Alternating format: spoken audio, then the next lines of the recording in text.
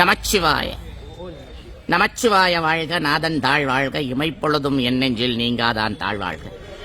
பல பேருக்கு தெரியாத பழனியிலே இருக்கின்ற அற்புதமான ஒரு திவ்யமான சேத்திரம், மும்மூர்த்திகளுடைய சக்திகளினாலே முருகப்பெருமானுடைய சாந்தம் தணிந்த இடம். எத்தனையோ சித்தர்கள் மகான்கள் எல்லாம் வந்து முருகப்பெருமானை இந்த இடத்திலே சாந்திப்படுத்தியதாக வரலாறு சொல்கிறது.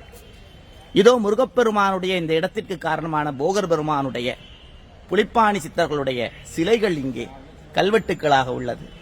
அது மட்டுமல்லாமல் எந்தெந்த சித்தர்கள் எல்லாம் இங்கே வந்தார்களோ அத்தனை சித்தர்களும் இங்கே சிற்ப ரூபமாக காட்சி கொடுக்கிறார்கள். முருகப்பெருமானை இந்த இடத்திலே வந்து பேசியவர்கள் பதஞ்சலி முனிவராகட்டும், கோரக்கராகட்டும், கொங்கணவராகட்டும், எத்தனையோ சித்த மகான்கள் ருஷிகள் எல்லாமே வழிபட்ட அற்புதமான இந்த பிரம்ம தீர்த்தம் என்கிற தீர்த்தத்துக்கு இன்றைய தினம் என் அன்புக்குரிய சட்டி சுவாமிகளுடைய ஆசிரமத்தினுடைய பராமரித்து வருகின்ற ரவி சுவாமிகள் ஐயா அவர்களும் எப்போது பழனி வந்தாலும் எங்களுக்கு எல்லா தரிசனங்கள் எல்லா ஒழுங்குகளையும் செய்து தருகின்ற அன்புக்குரிய எங்களுடைய சித்தர்களின் குரலுடைய அன்பர் ஒருவரான வரதராஜன் ஐயா அவர்களும் இன்றைய தினங்களை அழைத்து வந்திருக்கிறார். மிக்க மிக்க நன்றிகள். அற்புதமான இந்த தரிசனத்தை பழனி வருகிற பல பேருக்கு இது தெரியாது. எப்போதும் இது அறநிலைத்துறையில் பூட்டப்பட்டிருக்கும். இன்றைய தினம் வழிபாட்டுக்காக இந்த இடத்தை திறந்து எங்களுக்கு சிறப்பாக வழிபாடு செய்ய இந்த இடத்தை கொடுத்தார். இந்த இடத்தினுடைய வரலாறு சுருக்கமாக சொன்னால், முருகப்பெருமான் கோவித்து வந்து இந்த குளத்தினுடைய அருகிலேதான் அமர்ந்த போது மும்மூர்த்திகளும் வந்து அவரை சமாதானப்படுத்தினார்கள். அது மட்டுமல்லாமல் இந்த இடத்தில் தான் எல்லா சித்தர்களும் அவருடன் தொடர்புடைய அவருடைய சீடர்கள் எல்லாரும் வந்து முருகப்பெருமானை சாந்தப்படுத்தி அவரை இந்த இடத்திலே அமரச் செய்தார்கள், இந்த பழனியிலே என்று வரலாறு உண்டு. அற்புதமான எத்தனையோ சக்திகள் கொண்ட போகர் பெருமான், புலிப்பாணி சித்தர் போன்றவர்கள் எல்லாம் வாழுகின்ற இடம்.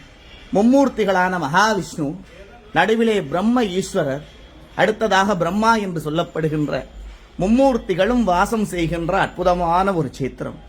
இந்த சேத்திரத்தில் வர முடியாத என்னுடைய நண்பர்கள் அன்பர்கள் எல்லோருக்குமே இந்த காணொளி மூலமாக இன்று பதிவிடுகிறேன்.